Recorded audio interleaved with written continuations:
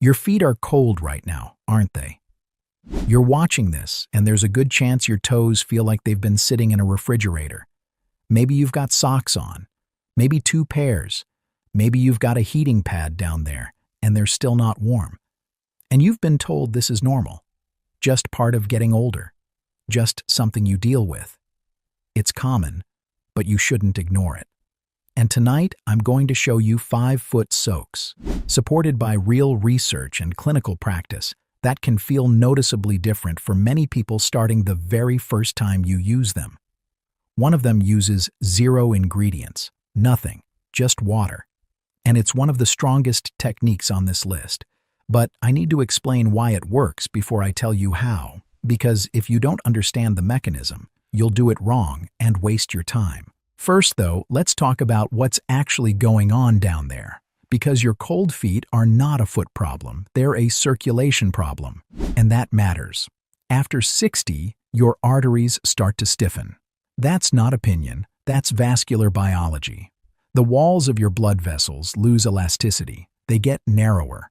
And the blood that used to flow freely down to your feet and toes now has to fight its way through tighter pipes. On top of that, if you've been sitting a lot, which most of us do, blood pools in your lower legs. It gets sluggish. Your heart is still pumping, but the delivery system is compromised. And here's the part that makes this worse. Your body is smart. When circulation slows down, your body starts prioritizing.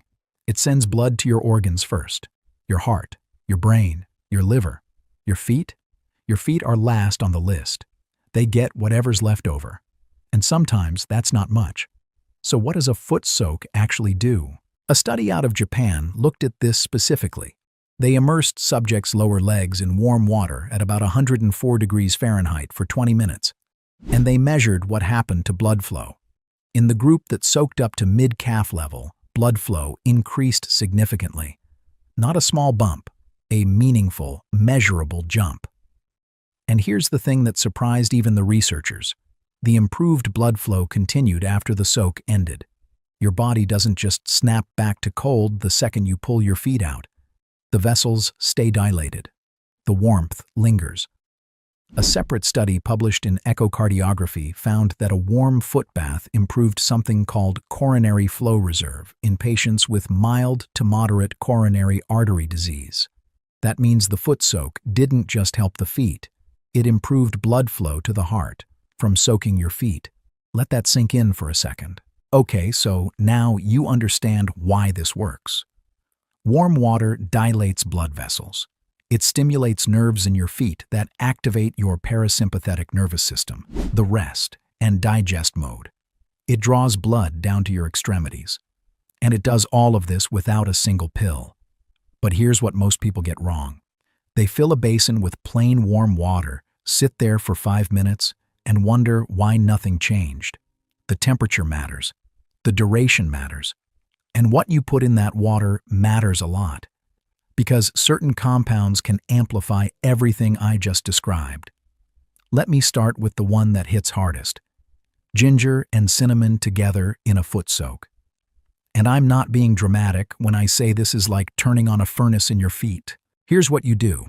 Fill a basin with warm water, not hot, not lukewarm, comfortably warm, around 100 to 104 degrees. Add 1 to 2 tablespoons of ground ginger and 1 tablespoon of ground cinnamon. Stir it up. Put your feet in up to your ankles, or better yet, mid-calf if your basin is deep enough. 10 to 15 minutes. Now why this combination? Ginger contains compounds called gingerols and shogals. When these compounds come in contact with your skin, they stimulate nerve endings and trigger local vasodilation. Your blood vessels physically open wider. A study on warm foot baths with ginger found they helped reduce both systolic and diastolic blood pressure in elderly hypertensive patients. The mechanism? Vasodilation. The blood vessels relax. The blood flows easier. Pressure drops. And then there's the cinnamon. Cinnamaldehyde, which is the primary active compound in cinnamon bark, has been shown in research published in PMC to cause peripheral vasodilation. It relaxes blood vessel walls by blocking calcium channels in smooth muscle cells. A meta-analysis found that cinnamon supplementation reduced systolic blood pressure by about 5.4 millimeters of mercury and diastolic by about 2.6. That's a meaningful shift, and it can happen while you sit in your living room soaking your feet. Together, these two create a warming effect that people often describe as electric. You feel the heat building. Your feet go from cold to warm to genuinely glowing within minutes. And the effect tends to last. An hour, sometimes 2 hours after you dry off, many people report their feet are still warm. Be honest with me, though. How many of you have tried warming your feet with just socks and a blanket and given up? Yeah, this is different. This is okay. Now the second one is completely different in how it feels and what it does. And this is the one for the people who lie in bed at night with tight, crampy calves and restless legs that just won't settle down. Epsom salt. Half a cup of Epsom salt dissolved in warm water. 15 to 20 minutes. Now I know what you're thinking. Epsom salt, that's the old thing Grandma used to do. Yeah, Grandma was onto something, because Epsom salt is magnesium sulfate, and magnesium is the mineral that over 68% of Americans don't get enough of. Your muscles need magnesium to relax. Without it, they cramp, they twitch, they stay tense. A study at the University of Birmingham had subjects bathe in Epsom salt solutions over 7 days and found that blood magnesium levels rose meaningfully through the skin, just from soaking. Now here's what this means for your feet and your circulation. When your muscles are chronically tight, they compress the blood vessels running through them. It's like pinching a garden hose. The water still flows, but not as well. When magnesium relaxes those muscles, the vessels open up. Blood moves more freely. The water temperature does the vasodilation work. The magnesium does the muscle relaxation work. Together, you get better blood flow, and those tight, restless legs can finally start to calm down. One thing I should mention, if you have very dry or cracked skin on your feet, don't overdo the Epsom salt soaks. The salt can dry out your skin further. Once or twice a week is plenty, and moisturize your feet after you dry them. Before we go to the next one, let me say something real quick. I'm not a doctor. I spend hours going through the research, and I share what I find because I think you deserve to know about it. But everyone's body is different.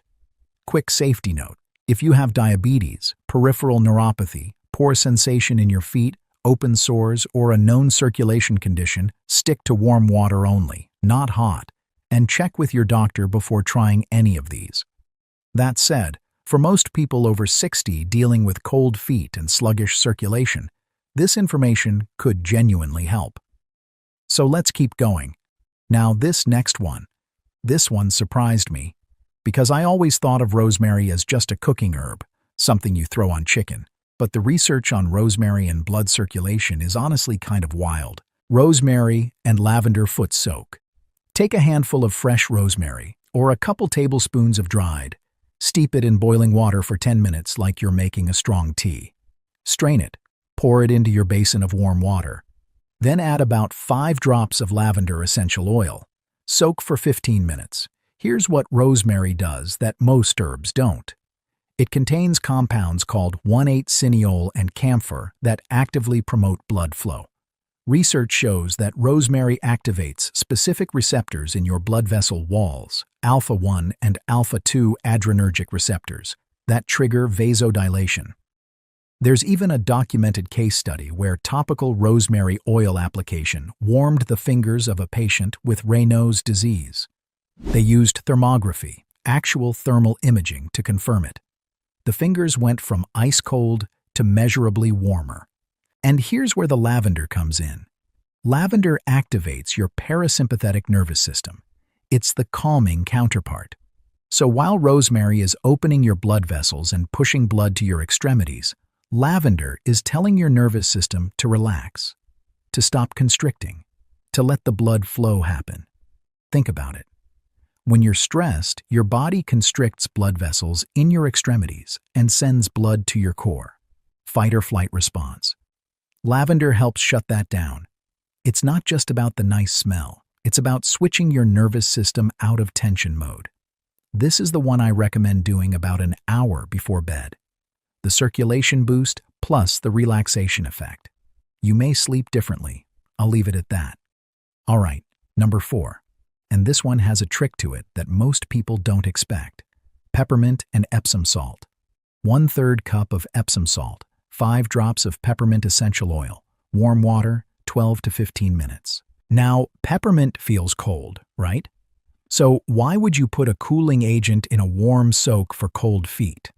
That seems backwards. But stay with me because the science here is fascinating. Menthol, which is the active compound in peppermint, activates something called TRPM8 receptors on your sensory nerves and blood vessels. And here's what happens. Research published in the American Journal of Hypertension found that menthol triggers a dose-dependent increase in cutaneous blood flow. It's a vasodilator. Even though it feels cool on the skin, it's actually opening your blood vessels and increasing blood flow.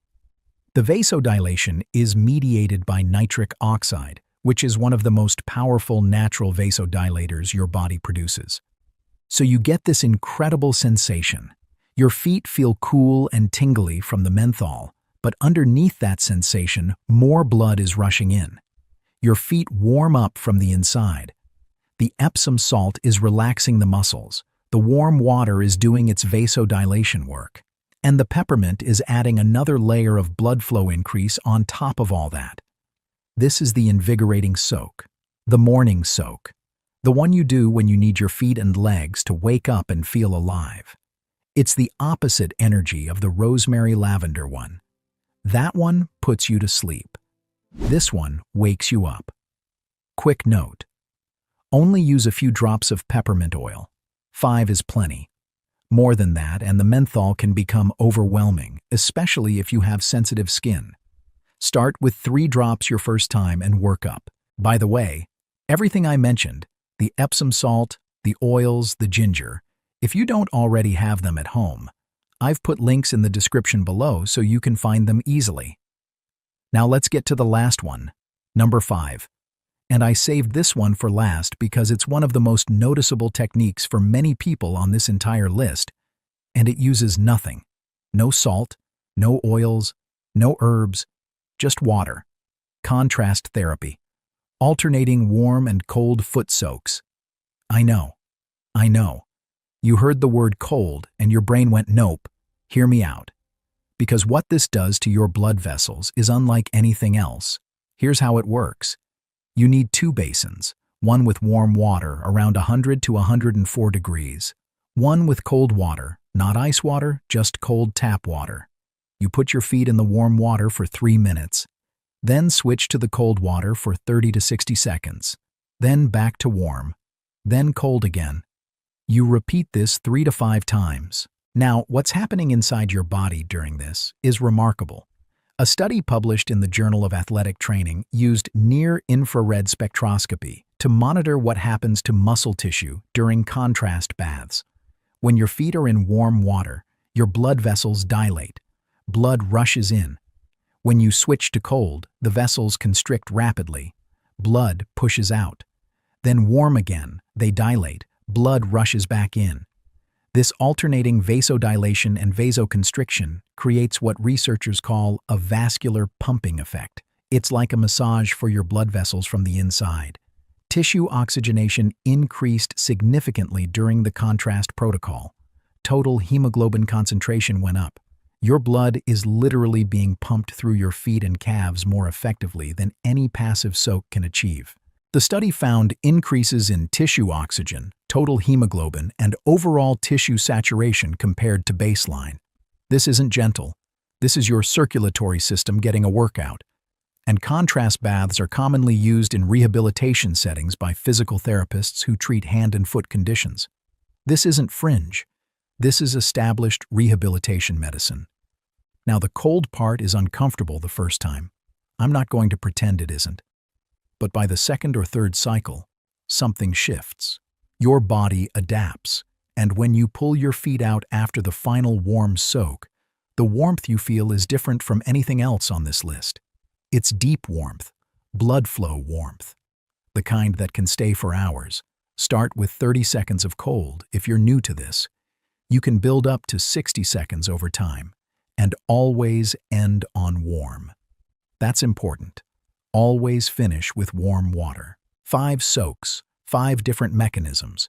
Pick the one that fits your biggest problem and try it tonight, not next week. Tonight.